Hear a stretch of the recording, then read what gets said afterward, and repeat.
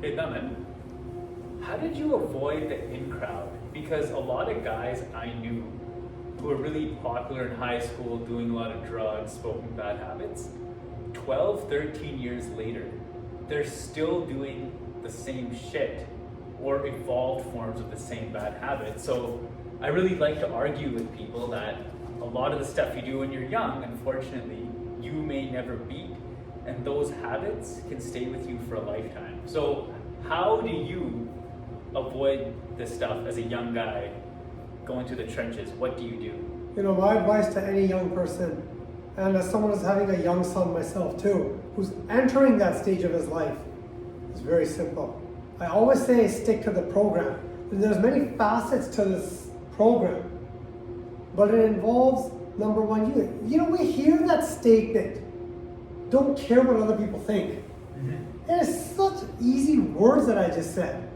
There's a minutia of emotions behind that. I've had the advantage in my life, great mentorship. That was my father. He's alive. I don't speak about him in past tense. I had, if every quality you have in life you can wish for, put it on a list, my dad still has more items on his list. I had great mentorship. Back when I was growing up, I had the advantage of having a father who would sit us down and he worked night and day for those who think I came from some settled home. Night and day. He would sit us down after dinner, not all the time because he was working in the evenings too, and he would talk to us, which I refer to as lectures. Don't think I'm lecturing you here. Which I thought was lectures, and those were life skills conversations. In a prior video, we discussed an item about just chilling. Yeah. I learned how not to just chill because my dad was always working. He was talking to me about items as how to avoid the gangs. My generation was the first brown generation in our city of gangs. I played hockey with those guys. The distance you and I have was less than how close those drugs were to me. Really? That could have been me at any point. So how did I avoid this? Dad was in my ear at all times. Why you don't? Because he's working these menial jobs, seeing these so-called cool people coming in and giving him a hard time. Then I had the benefit of working at our family business for 24 years. 14 years and 9 months of which I did 2 jobs. My white collar Canadian educated job and my blue collar immigrant job at my parents' gas station. So how did I avoid it? I had the luxury of working night shifts where I got to see, we had bars all around us where I saw these so-called cool people, same people coming in, calling me all the polite names that we learned to hear as a colored person growing up in the late 90s. Nowadays, that's just how people talk, but back then that was considered racial or prejudicial. You see the other side of what cool looks like. When you and I became friends, when you were 15 and I was 28, I was always in your ear about those same concepts. Go to a party. Go to see what someone behaving drunk looks like. Hitting on a girl. Starting a fight out of nothing. Out of thin fucking air. Over Michael Jordan and LeBron James. And people are ready to go a gladiators fight to the death over this stuff. This happens today. Yeah. At the end of 2024, over whoever the venue of topic is. So how do you avoid it? My life will always, I got seen at the other end of the spectrum because of my work experience. What does a young guy like you do? You didn't have the benefit of saying I'm going to be working every weekend for 24 years. In hindsight, it was a benefit, but I sure hated it at the time when I did that. But you had the benefit of your own experience. You had character jobs where you started your own business. Now, as you're a practicing doctor yourself, you deal with clients on your own. Right. And by the way, you became a doctor. And you as a guy, when we first met, you were ready to become a gangbanger. You knew my story. That's your beginning. Yeah. You were meant to be a banger. Right. Yeah. He thought he was ugly. Think about that for a second. And I actually fell into the drugs too. You got arrested. Yeah. Yeah. At school, you've been pulled over. People, your teacher said to you, you're going to be a loser. Who the hell said you can't talk like that in any generation? Yeah. No, you can't. You hold 3 advanced degrees. It's not number one positive mentorship. How do you not get into a bad group? You need mentorship. Right. What if you're watching this video and saying, well, I don't have mentorship? What do you think we're talking about? This isn't that YouTube bullshit. Mentorship is real, it's experience.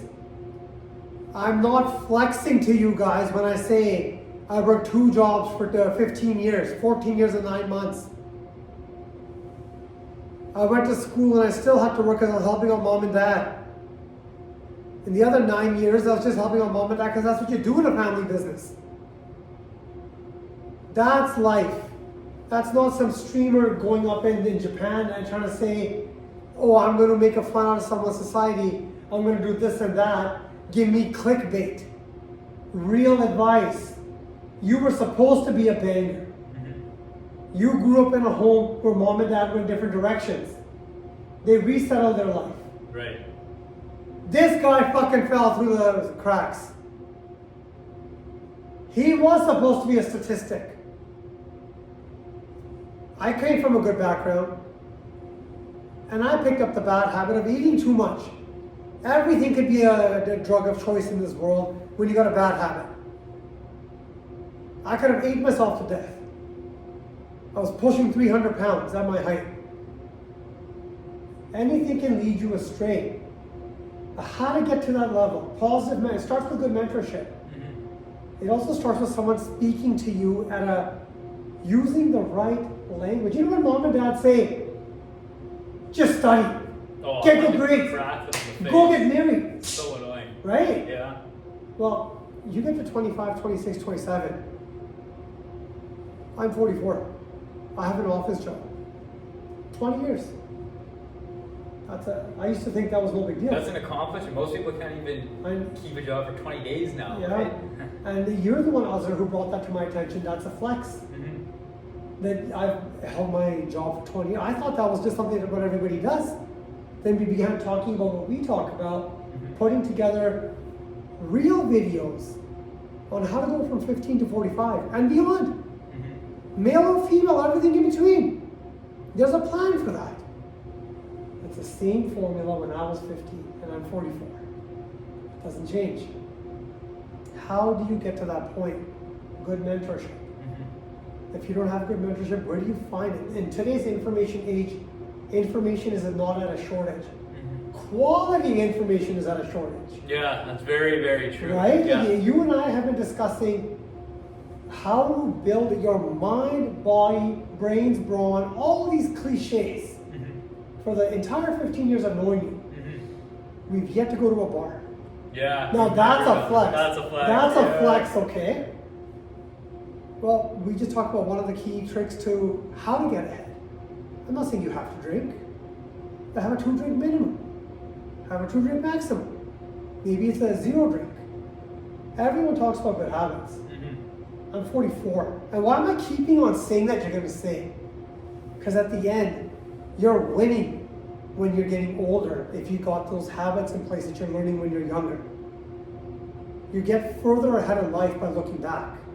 But if you don't know how to look forward, you're always going to be looking back at the same time. Yeah. You follow what I'm saying? I do. I just spoke in a circle, but that circle done right could be a straight line. Yeah. Right? Right. That's what this is, and then we can go into many different conversations. But getting good information, number one thing, read. Yeah. Why read? Why do we read? Now, we hear that all the time. In today's society, there's those apps that assist you with your language and writing skills. Grammarly, yeah. I get a lot of Grammarly that. and so on and so forth. Yeah. I've been in others' grill from day one about reading. We start off at self-development because I think we all need it. That's a fair comment. Oh yeah. But I'm really big on reading current events. Left-hand side of the spectrum to the right-hand side of the spectrum. Why do we read the whole thread? So that way we understand how to communicate. Right. Increase your language skills, your communicative skills. You learn how to sit still. teaches you to be patient, Yeah. calm. That's true. We all heard that Bruce Lee, be like water. Mm-hmm. Reading helps you get there. Yeah. True. That's very true. Very, very true. But there's many aspects to it. Reading is one thing. I've been saying to Azra from day one, he reads. He took it within him. After you grasp, reading allows you to be able to communicate with people from different parts of the world. Mm-hmm. I myself am of Punjabi Indian origin. And in the country I come from, there's 1.4 billion people. I don't relate to all of them. I read a lot of authors from that part of the world. They might be Pakistani, Tamil, Punjabi, British Indian. Everyone thinks of themselves from different classifications. Mhm. I have colleagues in my office, they're from South India. Because of reading, I've learned, reading South Indian authors, I've had the opportunity to learn about South Indian culture. Mm-hmm. So when I've met these people and we're like, oh yeah, I'm from the north, they're from the south, and I'll talk about their culture. They're blown out of the water. How do you know about my culture? Mm-hmm. There was a book that taught me that. You close those gaps. Yeah, you can create large avenues for Yes. conversation. And Learn about each other. And you learn these things. I've learned about the importance of eyelashes in Southeast Asian culture. Mm-hmm. That's a form of prejudice, but also a form of recognition. I had a colleague once, she was from Korea, and her eyelashes were different. And she was trying to, because she was half Korean, half American, and she was trying to make it look like, well, guess what I am. Mm-hmm. And I guessed it correctly. Blew her out of the water. And when she says to me, how did you know my exact Asian ethnicity? I said, your eyelashes. It was a novel that taught me that. And not some book or magazine. Mm-hmm. It was a novel talking about, it was about a book, an author from that region. Mm-hmm. Connectivity. You're not learning these things watching Netflix, which I like watching TV. Right. But we're trying to teach you the functional skills. These are the things that I talk to you about. Mm-hmm. Now, when you're dealing with your clients and you're closing that gap, you're using different skill sets. Yeah. There's no app that's going to write your story for you, Yeah. which might help you get from one level to the next. Right. Yes, I agree. But when you find yourself in a situation, Mm-hmm. like when you needed to assist those that young lady who overdosed at your work, Mm-hmm. and you had to jump into action, when your senior employee who should have handled the matter Mm-hmm. made the conscious choice to defer away. Mm-hmm. That's because you've developed those skills. We've had mentorship, we've had conversation. Yeah. We talk about our personal real life examples, but other examples from day-to-day society. Mm-hmm. That's where we're learning how to navigate through life. Right. I will always break my story down. Yeah. My friends at my white collar job would always try to say to me, are you really working? Mm-hmm. Or what days do you work? Because they were trying to get me to say, I don't work all the time. Mm-hmm. As if I'm lying, Right. that it's not a flex. Mm-hmm. Circumstance makes you work the way I did. Right. But that forged my personality, my character, who I am. Mm-hmm. Keeping away from those same bad habits. Yeah. But then my other bad habit was I ate too much food. Right. Gained to 300 pounds almost. Wow. Right? But it's the day in and day out. And then Yeah. talking to you, I thought what I was doing was just no big deal. Then also you brought it to my consciousness that what I'm doing, these social theories that I'd be developing, Mm-hmm. talking to you, then you go into the real world and you apply it. Yeah, I mean, it's funny because I used to think that you were either the devil, a fortune teller, or from the future because everything you told me would come true at some point. You'd give me a life lesson and I'd see it down the line, whether it was 6 days, 6 months, 6 years. And I would text you saying, Eureka, I've just seen what you told me. And at the time, you told me I was ignorant and I thought it would never happen. Like, oh, this guy's full of shit. Then you go to the trenches and you realize, wow, he was right. And that's what our program is all about. Please like, comment, subscribe, it helps algorithm, and stay tuned for more lessons from us. God bless. God bless.